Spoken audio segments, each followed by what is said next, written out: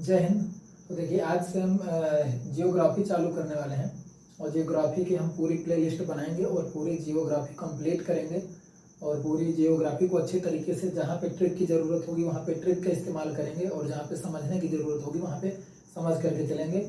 पूरी थ्योरी कहानी के रूप में बताता चलूँगा, लेकिन नोट्स शार्ट रूप में बनाना है ताकि रिवीजन क्विक हो सके। इसलिए जैसे जैसे मैंने पॉइंट लिखे हैं तो आप वैसे लिख लीजिएगा और इसके अलावा यदि आपको ज़रूरत है कि आपको विस्तार से लिखना है तो आप अपनी नोट्स में साइड में लिख भी सकते हैं जो मैं बोलूँगा, ठीक है। तो यहाँ से आज हम समझते हैं जियोग्राफी पढ़ना है। तो जियोग्राफी की पहली बात करें तो भूगोल, भूगोल दो शब्दों से हिंदी में बना है, भू प्लस गोल, ठीक है। ये ज़्यादा समझाने की ज़रूरत नहीं है, सबको पता होता है। तो ये जो भूगोल है ये वाला शब्द जियोग्राफ्स, इसको किसने दिया था? इरेटोस्थेनीज ने। किसने दिया था? इरेटोस्थेनीज ने इस शब्द को दिया था, ठीक है। इस शब्द को किसने दिया था? इरेटोस्थेनीज नामक व्यक्ति ने इसको दिया था, ठीक है। ये ग्रीक का आदमी था तो इसने ये शब्द दिया था। अब इसका अर्थ क्या होता है? जियो का मतलब क्या होता है? पृथ्वी। क्या होता है? पृथ्वी, ठीक है। और ग्राफ्स का मतलब क्या होता है? वर्णन। क्या होता है? वर्णन। तो पृथ्वी का वर्णन करना, यहाँ से ये शब्द बना है जियोग्राफी, ठीक है। और हिंदी में अपना भू प्लस गोल, पृथ्वी गोल, तो यहाँ से भूगोल बन गया, ठीक है। तो इतनी चीज मुझे लगता है कि उम्मीद है ये समझ में आ गई होगी। अब यदि हम आगे यहाँ पे बात करें तो भूगोल के दो प्रकार हैं, ठीक है। मुख्य रूप से दो प्रकार हैं, और भी प्रकार हैं। कई विद्वान जो है तो 3 प्रकार बताते हैं, गणित भूगोल, भौतिक भूगोल, मानव भूगोल।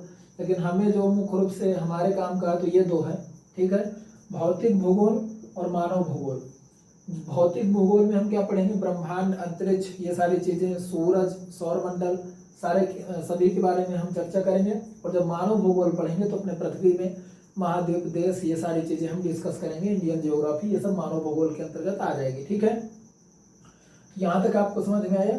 अब यहाँ से क्वेश्चन नहीं आना है, लेकिन ये थोड़ा सा आपको याद रखना है कि जियोग्राफ शब्द इरेटोस्थेनीज ने सबसे पहले प्रयोग किया था। यदि कभी क्वेश्चन आ जाए कि भूगोल शब्द या जियोग्राफ शब्द का प्रयोग सबसे पहले किसने किया था, तो इरेटोस्थेनीज ने, ठीक है।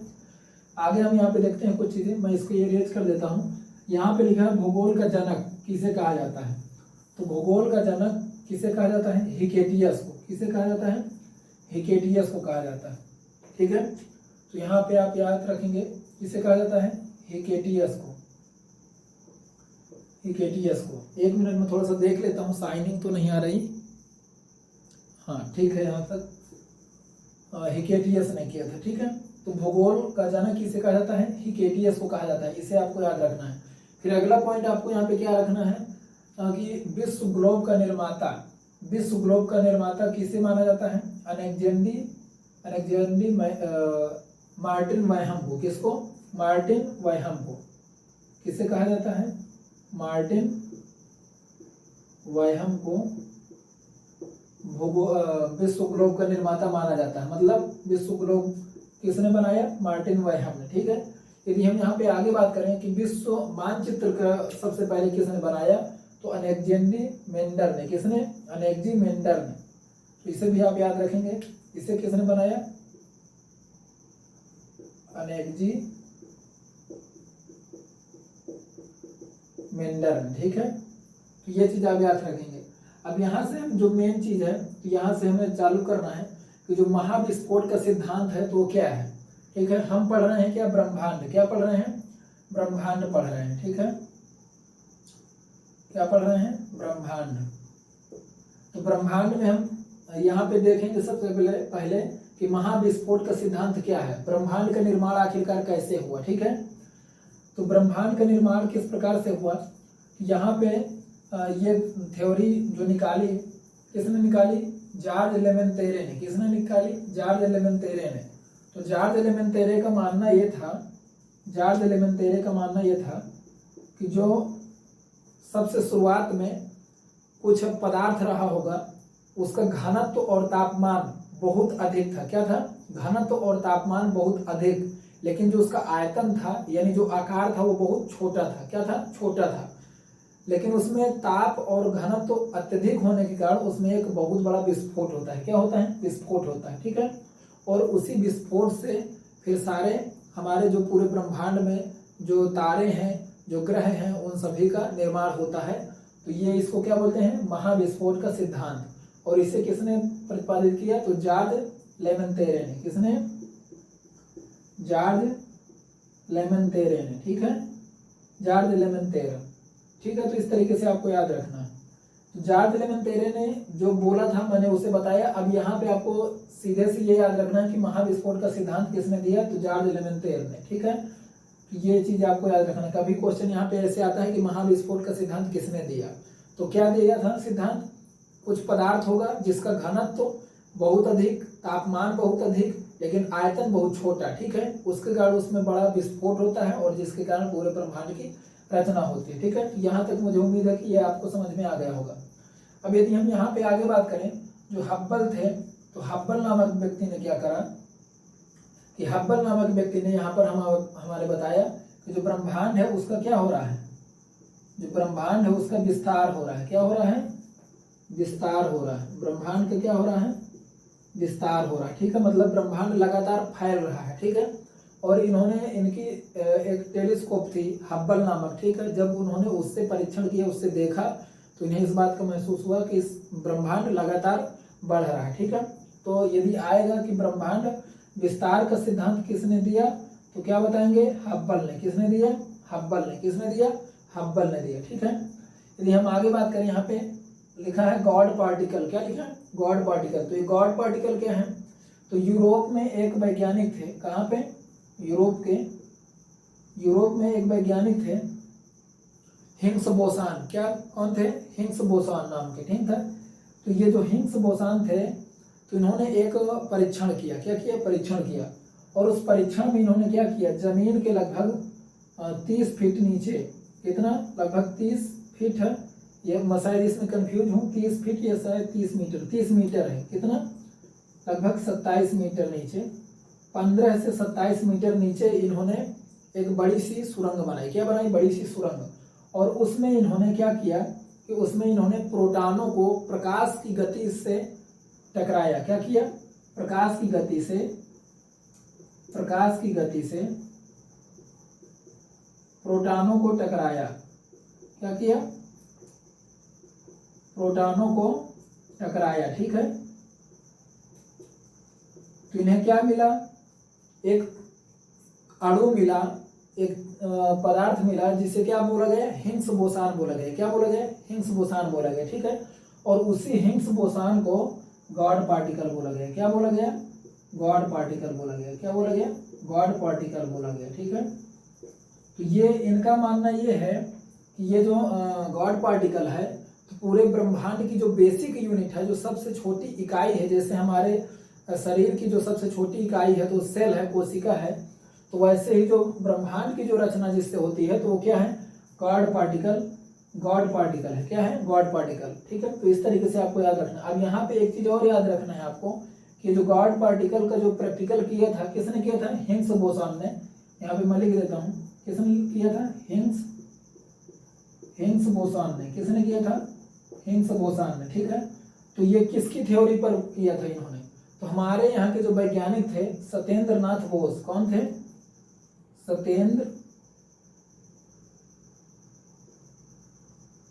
नाथ बोस। कौन, सत्येंद्र नाथ बोस की जो बोसन थ्योरी, कौन, बोसन थ्योरी, ठीक है। बोसन थ्योरी पर इन्होंने प्रैक्टिकल किया था, ठीक है। तो ये चीज आपको याद रखना है। तो यदि पूछेगा कि गॉड पार्टिकल की अवधारणा किसने दी, तो हिग्स बोसान ने, ठीक है। और ये किस थ्योरी पर आधारित थी, तो बोसन थ्योरी पर, जो अपने यहाँ के सत्येंद्र नाथ बोस थे, ठीक है। अब यहाँ पे यदि हम आगे बात करें, इसे मैं इरेज कर रहा हूँ, आप इसे नोट कर लीजिएगा। यहाँ पे एक शब्द लिखा है मंदाकिनी। क्या लिखा है, मंदाकिनी। तो जो मंदाकिनी है, तो यहाँ पे इसके पहले ये छूट रहा है, ब्रह्मांड का व्यास। क्या, ब्रह्मांड का व्यास। तो यहाँ पे जो ब्रह्मांड का व्यास है, तो ब्रह्मांड के व्यास का आकलन कितना लगाया गया है, 10 के घाते 8 प्रकाश वर्ष। कितना लगाया गया है, 10 के घाते 8 प्रकाश वर्ष। इसका अनुमान कितना लगाया गया है, 10 की घाते 8 प्रकाश वर्ष, ठीक है। क्या है, 10 की घाते 8 प्रकाश वर्ष। अब ये प्रकाश वर्ष क्या है, प्रकाश वर्ष क्या है, जो हमारी जो लाइट है, जो प्रकाश है, जो सूरज से जो रोशनी आती है वो किस स्पीड से आती है, वो एक साल में कितनी दूरी तय करती है, इसे बोला जाता है एक प्रकाश वर्ष। क्या बोला जाता है, एक प्रकाश वर्ष। ठीक है, मतलब जो प्रकाश कितनी तेजी से मूव करती है वो एक साल में जितनी दूरी तय कर सकती होगी उसे बोलेंगे प्रकाश वर्ष। क्या बोलेंगे, प्रकाश वर्ष। ठीक है, तो 10⁸8, 10⁸8 इतने सालों में जितनी हमारी लाइट ट्रेवल कर सकती है, तो ब्रह्मांड का व्यास इतना है। क्या है, ब्रह्मांड का व्यास इतना है। ठीक है, तो ये आपको याद रखना है। तो यहाँ से इतना आपको याद रखना है। अब यहाँ पे थोड़ा सा हम ये बात कर लेते हैं कि जो हमारी मंदाकिनी है, मंदाकिनी क्या है, तारों का एक बड़ा समूह। क्या है, मंदाकिनी क्या है, तारों का एक बड़ा समूह। तो ब्रह्मांड में बहुत सारी मंदाकिनी है। तो कितनी मंदाकिनी है, यहाँ पे 100 अरब। कितनी मंदाकिनी है, 100 अरब। कितनी मंदाकिनी है, 100 अरब। और एक मंदाकिनी में तारे कितने हैं, तो एक मंदाकिनी में, यहाँ पे आपको नोट करना है कि एक मंदाकिनी में 100 अरब तारे। कितने हैं, 100 अरब तारे, 100 अरब तारे हैं। ठीक है, मतलब ब्रह्मांड में मंदाकिनी कितनी है, 100 अरब मंदाकिनी है। क्या है, मंदाकिनी कितनी है, तो 100 अरब मंदाकिनी है। और एक मंदाकिनी में तारे कितने हैं, तो 100 अरब तारे हैं। ठीक है, तो ये चीज आपको याद रखना है। अब यहाँ पे से यदि गैलेक्सी की बात करें, मतलब मंदाकिनी की, तो हमारी भी एक मंदाकिनी होगी जहाँ पे हमारा सूरज है, सौरमंडल है, पृथ्वी है। तो हमारी वाली मंदाकिनी का क्या नाम है, आकाशगंगा। क्या नाम है, आकाशगंगा। ठीक है, क्या नाम है, आकाशगंगा। हिंदी में दुग्ध मेखला, दुग्ध मेखला। ठीक है, दुग्ध मेखला। और इसी का इंग्लिश में कर दिया मिल्की वे। क्या कर दिया, मिल्की वे कर दिया। ठीक है, इतने सारे तो नाम बना दिए, तो कंफ्यूज नहीं होना है, थोड़ा थोड़ा याद रखना है। यदि ऑप्शन में आएगा तो आप टिक जरूर कर पाएंगे। ठीक है, अब यहाँ से यदि हम आगे बात करें थोड़ा, तो मैं इसे इरेज कर देता हूँ। यहाँ पे मंदाकिनी, जैसे हमारी मंदाकिनी का क्या नाम है, आकाशगंगा। क्या नाम है, आकाशगंगा। अब यहाँ पे जो हमारे पास की मंदाकिनी है, मतलब हमारे जो मंदाकिनी आकाशगंगा है, तो इसकी जो बगल वाली सहेली है, इसकी जो बगल वाली फ्रेंड है, तो उसका क्या नाम है, उसका नाम है देवयानी। क्या नाम है, देवयानी। ठीक है, तो क्वेश्चन यहाँ से ये आएगा कि हमारी मंदाकिनी जो है आकाशगंगा, उसके बगल की मंदाकिनी का क्या नाम है, तो देवयानी नाम है। क्या नाम है, देवयानी। ठीक है, एंड्रोमेडा, इंग्लिश में एंड्रोमेडा। ठीक है, तो इस तरीके से आपको याद रखना है। अब इसको ट्रिक कैसे याद रखेंगे, कैसे याद रखेंगे, हमारी वाली का आकाशगंगा हो गया, और बगल में रिलेशन में होता नहीं देवरानी। क्या होता है, देवरानी। बड़ी बहू से जो छोटी बहू होती है, तो उनका नाम होता है देवरानी, देवरानी बोलते हैं। ठीक है, तो इस तरीके से याद रखना है कि जो हमारी आकाशगंगा है, उसके बगल में उसकी जो छोटी वाली बहू है, तो उनका क्या नाम है, देवयानी नाम है। तो यहाँ से आप ट्रिक से इसको याद कर सकते हैं। तो अभी यहाँ पे आगे हम समझते हैं कुछ चीजें। अब यहाँ पे देखिए क्या लिखा है, निहारिका। क्या लिखा है, निहारिका। तो हमारी निहारिका क्या है, हमारी जो निहारिका है, तो निहारिका क्या है, गैसों और धूल का क्या है, धूल का समूह। क्या है, समूह। ये तारा बनने की प्रारंभिक स्थिति होती है। क्या होती है, तारों का जन्म कहाँ से होता है, निहारिका से। यदि कभी क्वेश्चन आ जाए कि तारों का जन्म कहाँ से होता है, तारों का जन्म कहाँ से होता है, तो निहारिका से होता है। ठीक है, कहाँ से होता है, निहारिका से होता है। क्योंकि जब ये गैस और धूल का जो समूह है जब इकट्ठा हो जाता है, ठीक है, तो यहाँ पर फिर बाद में तारों का जन्म होता है। क्या होता है, तारों का जन्म होता है। जब बहुत ज़्यादा इकट्ठा होगा, जैसे हमने गॉड पार्टिकल की हमने अवधारणा देखी थी। ठीक है, तो वहाँ पर नहीं, इसके पहले जब हमने देखा था महाविस्फोट का सिद्धांत। किसका सिद्धांत, महाविस्फोट का सिद्धांत। तो महाविस्फोट के सिद्धांत में क्या बताया था, जॉर्ज लेमेंटेरे ने बताया था कि कोई ऐसा पदार्थ जिसका घनत्व तो बहुत अधिक, तापमान बहुत अधिक, लेकिन आयतन कम। ठीक है, तो उसमें विस्फोट होता है। तो यहाँ पे भी ऐसा होता है, गैसें और धूल के कण क्या होते हैं, पास पास में आने लगते हैं। क्या होने लगते हैं, पास पास में। जैसे हम यहाँ पे समझते हैं, ये हमारी क्या है, निहारिका है। क्या है, निहारिका है। क्या है, निहारिका। अब इसके अगले स्टेप में क्या होगा, ये थोड़ा पास में आ जाएंगे, इसके जो पार्टिकल हैं क्या हो जाएंगे, पास में आ जाएंगे, क्या हो जाएंगे, पास में आ जाएंगे। और जब ये आगे बढ़ेगा तो इसमें बहुत पास में आ जाएंगे और इतना पास में आ जाएंगे कि इनका घनत्व तो बहुत अधिक हो जाएगा। क्या हो जाएगा, घनत्व तो बहुत अधिक हो जाएगा। और जब इसका घनत्व तो बहुत अधिक हो जाएगा तो इसमें फिर क्या हो जाएगा, विस्फोट हो जाएगा। क्या हो जाएगा, विस्फोट। और जैसे ही विस्फोट होगा तो इसमें फिर क्या हो जाएगा, बहुत सारी ऊर्जा, एनर्जी आगे निकलेगी। ठीक है, तो इस तरीके से हमारे तारों का जन्म होता है। तो अभी मैं इसे इरेज करके, साफ करके फिर कुछ आगे समझते हैं। देखिए यहाँ पे कुछ चीजें समझना है आपको कि सबसे पहले जब गैसें और जब बादल, धूल, धुआं जब इकट्ठा होता है तो ये क्या है, विरल गैस। क्या है, विरल गैस, मतलब दूर दूर गैस के पार्टिकल है। क्या है, विरल गैस है। ठीक है, जब ये पास में आता है तो इसको क्या बोलते हैं, निहारिका। क्या बोलते हैं, निहारिका बोलते हैं। इसे क्या बोलते हैं, निहारिका बोलते हैं। ठीक है, जब और पास में ये पार्टिकल चले जाते हैं तो फिर ये क्या बन जाता है, तारा बन जाता है। क्या बन जाता है, तारा बन जाता है। ठीक है, अब तारे के बाद जब तारा अपना लाइफ पूरी खत्म कर लेता है तो उसके बाद जब तारा मरने लगता है, डेड होने लगता है, तब इसका आकार क्या होने लगता है, बड़ा होने लगता है। क्या होने लगता है, बड़ा होने लगता है। तो इन सब में तारों के बाद ये तारा है और इधर जितने भी इस तरफ लिखे हैं इनमें सबसे बड़ा आकार लाल दानव का होता है। किसका, रेड जाइंट। जाइंट मतलब बहुत बड़ा। ठीक है, तो एक वैज्ञानिक थे चंद्रशेखर जी। ठीक है, हमारे भारत से। तो उन्होंने क्या बताया कि जो लाल दानव है, तो यदि लाल दानव, जब लाल दानव बनता है तारा, ठीक है, तो लाल दानव के बाद किस तरीके से जाएगा, इस तरफ जाएगा कि इस तरफ जाएगा। ठीक है, इस तरफ जाएगा कि इस तरफ जाएगा। तो लाल, उन्होंने क्या बताया कि जिसका द्रव्यमान सूर्य के द्रव्यमान से, किसके, सूर्य के द्रव्यमान से 1.44 गुना, 4 गुना यदि अधिक होगा, क्या होगा, यदि अधिक होगा तो वो हमारा इस तरफ जाएगा। क्या जाएगा, इस तरफ जाएगा। और यदि छोटा होगा तो इस तरफ जाएगा। यदि छोटा होगा तो इस तरफ जाएगा। ठीक है, तो ये चीज आपको याद रखना है। अब देखते हैं यहाँ पे, ये लाल दानव है। लाल दानव में यदि 1.44 गुना से छोटा हुआ द्रव्यमान, जो हमारा तारा बना है, यदि सूरज के द्रव्यमान से उसका द्रव्यमान 1.44 गुना छोटा होगा तो वो किस तरफ जाएगा, इस तरफ जाएगा। और यदि बड़ा होगा तो इस तरफ जाएगा। ठीक है, तो लाल दानव से यदि इस तरफ जा रहा है तो क्या बनेगा तारा आगे, श्वेत वामन बनेगा। वामन मतलब छोटा। ठीक है, वामन मतलब वामन अवतार विष्णु जी का, तो छोटा तारा बनेगा। ठीक है, वामन बनेगा। और श्वेत वामन आगे जाकर के क्या बन जाएगा, लाल वामन, लाल वामन बन जाएगा। ठीक है, यदि हम इधर की बात करें, यदि सूर्य के द्रव्यमान से 1.44 गुना बड़ा होगा तो वो क्या बनेगा, ये बनेगा बड़ा तारा। क्या बनेगा, बड़ा तारा बनेगा। ठीक है, क्या बनेगा, बड़ा तारा। और बड़ा तारा आगे जाकर के बनेगा न्यूट्रॉन तारा। क्या बनेगा, न्यूट्रॉन तारा। क्या बनेगा, न्यूट्रॉन तारा।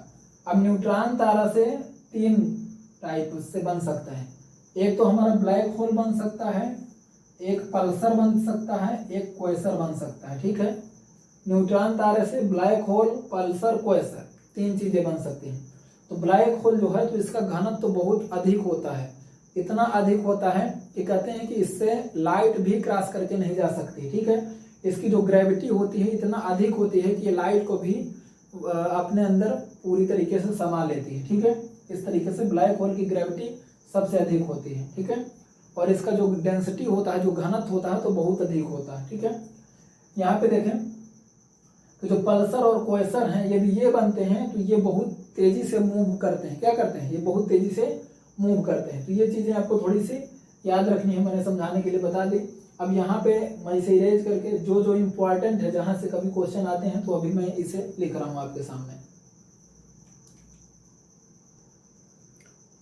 तो यहाँ पे आगे समझते हैं हम, मैंने उसी चीज को पूरा लिख दिया है ताकि जो तो जो पॉइंट है जहाँ से क्वेश्चन बनते हैं तो वो चीज आप कर पाए। ठीक है, तो यहाँ पे देखिए जैसे हमने देखा था पहले, यहाँ पे देखिए कोई रिवीजन करिए।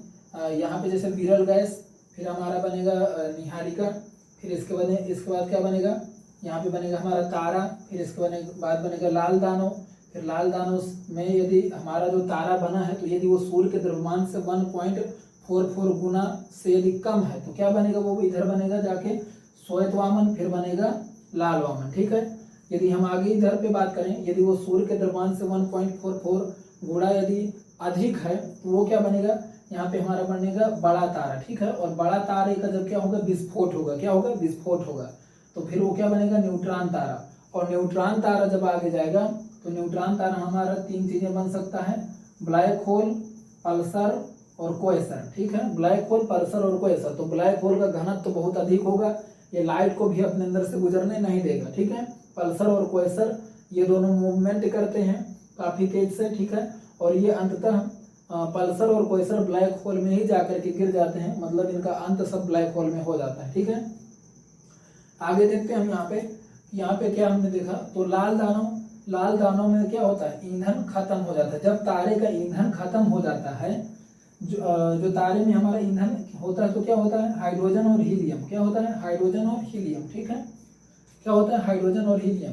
तो जब यहाँ पे ईंधन खत्म हो जाता है तो क्या बन जाता है, लाल दानव बन जाता है। क्या बन जाता है, लाल दानव बन जाता है। इसका आकार क्या हो जाता है, बड़ा हो जाता है। आकार क्या हो जाता है, बड़ा हो जाता है। ठीक है, केस वन में हमने इधर देखा। ठीक है, जब ऊपर जा रहे थे, यदि लाल दानव सूर्य के द्रव्यमान से छोटा है, क्या है, छोटा है। ठीक है, लाल दानव का जो द्रव्यमान है वो यदि सूर्य के द्रव्यमान से छोटा है तो क्या बनेगा, वो क्या बन जाएगा, श्वेत वामन बन जाएगा। क्या बन जाएगा, श्वेत वामन। और ये थोड़ा थोड़ा क्या होता रहता है, ये थोड़ा थोड़ा चमकता रहता है। क्या करता रहता है, ये थोड़ा थोड़ा चमकता है, तो इसलिए इसको जीवाश्म तारा बोलते हैं। तो क्वेश्चन यहाँ से ऐसे आता है कि जीवाश्म तारा किसे बोला जाता है, तो श्वेत वामन को बोला जाता है। किसे बोला जाता है, श्वेत वामन को बोला जाता है। और जब ये चमकना बिल्कुल छोड़ देता है, जब इसके पूरी तरीके से डेड हो जाता है, तो फिर इसको क्या बोलते हैं, काला वामन। क्या, काला वामन, छोटा वामन। ठीक है, इस तरीके से काला वामन बोलते हैं, चमकना खत्म। तो इस तरीके से आपको समझना। केस 2 में यदि हमारा 1.44 गुना अधिक है सूर्य के द्रव्यमान से, यदि हमारा लाल दानव, तो फिर क्या होगा, ये बनेगा अभिनव तारा। अभिनव तारा को ही बड़ा तारा, ठीक है, क्या बोलते हैं, बड़ा तारा। ठीक है, अब यहाँ पे यदि बात करें तो ये क्या है, एक विस्फोटक तारा है। तो क्वेश्चन यहाँ से ऐसे बनेगा कि इनमें से कौन सा विस्फोटक तारा है। 4 ऑप्शन दे देगा, श्वेत वामन, काला वामन और अभिनव तारा या बड़ा तारा, इस तरीके से, और एक दूसरा कुछ। ठीक है, तो विस्फोटक तारा, अभिनव तारा, इस तरीके से क्वेश्चन बनता है यहाँ से। ठीक है, न्यूट्रॉन तारा, अब ये जब विस्फोट करेगा, क्या करेगा, जब ये अभिनव तारा, अभिनव मतलब बड़ा तारा, जब विस्फोट करेगा तो क्या बनेगा, वो न्यूट्रॉन तारा बनेगा। क्या बनेगा, न्यूट्रॉन तारा। ठीक है, और न्यूट्रॉन तारा से फिर हमारी क्या क्या बन सकती हैं, पल्सर बन सकता है, क्वेसर बन सकता है, और या तो ब्लैक होल बन सकता है। क्या बन सकता है, ब्लैक होल। तो ब्लैक होल, यहाँ से क्वेश्चन ये है कि ब्लैक होल की खोज किसने की, तो चंद्रशेखर जी ने की। किसने की, चंद्रशेखर जी ने की। यहाँ पे जो मैं तब से बता रहा हूँ कि जो ये 1.44 गुना 1.44 मल्टीप्लाई, ठीक है, तो ये इसकी खोज किसने की थी, चंद्रशेखर जी ने। चंद्रशेखर जी ने ही बताया था यदि 1.44 गुना अधिक है तो क्या बनेगा, यदि 1.44 गुना कम है तो क्या बनेगा। ठीक है, तो इसको बोला जाता है चंद्रशेखर सीमा। तो ये भी आपको याद रखना है, चंद्रशेखर सीमा। यहाँ से क्वेश्चन आ चुका है, चंद्रशेखर सीमा क्या है। ठीक है, तो ऑप्शन में यही लिखा होगा, चंद्रशेखर सीमा क्या है, तो ये है। ठीक है, तो ब्लैक होल की खोज किसने की, तो चंद्रशेखर जी ने की। इसका घनत्व तो बहुत अधिक होता है और प्रकाश को भी गुजरने नहीं देता है। तो इतनी चीज आपको याद रखना है यहाँ से। अब इसे इरेज करके देखिए, यहाँ पे मैं कुछ चीजें और बता देता हूँ कि जो तारों का रंग है, जो तारों का कलर है, जो तारों का रंग है, तो किस पर निर्भर करता है, पृष्ठ के ताप पर। किस पर, जो तापमान है तारों का, उस पर निर्भर करता है तारों का रंग। ठीक है, तो यदि हमारा तापमान निम्न है, क्या है, निम्न है, यहाँ पे पहले पॉइंट ये डालना है कि तारों का रंग, क्वेश्चन यहाँ से सीधा यही आ जाएगा कि तारों का रंग किस पर निर्भर करता है। क्वेश्चन आ चुका है, किस पर निर्भर करता है, निर्भर करता है, ये क्वेश्चन आ चुका है। ठीक है, यही क्वेश्चन आ चुका है। ठीक है, निर्भर करता है। तो यहाँ पे ऑप्शन लिखा होगा पृष्ठ ताप पर। क्या लिखा होगा, पृष्ठ के ताप पर। ठीक है, पृष्ठ तनाव नहीं है, पृष्ठ के ताप पर, तापमान पर। ठीक है, तो यहाँ पे देखिए, यदि तारे का तापमान निम्न होगा तो उसका रंग क्या होगा, लाल होगा। लाल रंग मतलब निम्न ताप। क्या होगा, निम्न ताप। क्या होगा, निम्न ताप। क्या होगा, निम्न ताप। यदि रंग क्या हो, सफेद हो, क्या हो, सफेद हो, तो क्या होगा ये, मध्यम ताप। क्या होगा, मध्यम ताप, मध्यम तापमान। ठीक है। और यदि इसका रंग क्या हो जाए, नीला हो जाए, क्या हो जाए, नीला हो जाए, तो उच्च तापमान। क्या हो जाएगा, उच्च तापमान। अब अपने घर के में जाकर के चूल्हे को जला कर देखिए, ठीक है, जब गैस खत्म होने वाली होगी तो लाल रंग की जलेगी। क्या होगी, लाल रंग की जलेगी। अब जैसे आप गैस जलाएंगे तो जो नीचे का लौ होगा तो क्या होगा, नीला, क्योंकि वहां पे टेम्परेचर क्या है, हाई है। और जैसे जैसे ऊपर होगा तो वो क्या होगा, हल्का सफेद। और फिर जब और ऊपर आप और ऊपर की जब फ्लेम देखेंगे तो वो पूरा लाल हो दिखेगा आपको। ठीक है। तो यहाँ से आपको इसको रिलेट करके याद कर लेना है, भूलना नहीं है बिल्कुल भी। ठीक है। तो मुझे लगता है कि आज के लिए इतना ही रखते हैं, और इसके बाद फिर हम कल देखेंगे काफ़ी सारी चीज़ें, और इसके बाद फिर हम कल अपने जो हो तो सूरज के बारे में पढ़ेंगे। सूरज के साथ साथ फिर हम अपने सौर मंडल की जो सारी चीज़ें हैं, ग्रह हैं, उनके सारी चीज़ें के बारे में डिस्कस करेंगे। और जो भी ट्रिकों से याद करवाने की ज़रूरत होगी वहाँ पे मैं आपको ट्रिक भी बताऊंगा। ठीक है। तो यदि आपको वीडियो पसंद आए तो आपको कमेंट जरूर करना है, क्योंकि कमेंट से हमें जो हो तो पता चलता है कि कैसी लगी है वीडियो आपको। तो आज के लिए इतना ही रखते हैं। जय हिंद।